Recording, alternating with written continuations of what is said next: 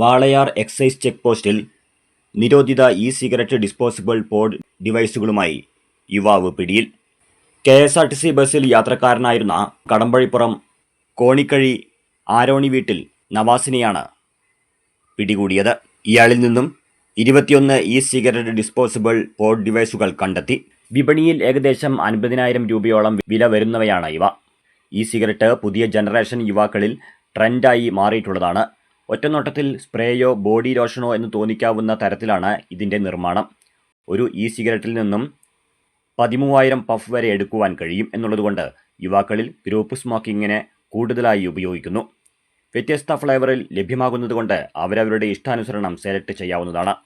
ഇന്നേ ദിവസം Walayar excise check പോസ്റ്റിൽ വെച്ച് കേരള സംസ്ഥാന എക്സൈസ് വകുപ്പിൻ്റെ ഓപ്പറേഷൻ ക്ലീൻ സ്ലേറ്റ് എന്ന ലഹരി നിർമ്മാർജ്ജന പരിപാടിയുടെ ഭാഗമായി വാഹന പരിശോധനയ്ക്കിടെ KSRTC ബസ്സിലെ യാത്രക്കാരനായ പാലക്കാട് കടമ്പഴിപ്പുറം സ്വദേശി നവാസിൽ നിന്നും ഇന്ത്യയിൽ നിരോധിക്കപ്പെട്ട 21 ഇ-സിഗരറ്റുകൾ കണ്ടെടുത്തിട്ടുള്ളതാണ്.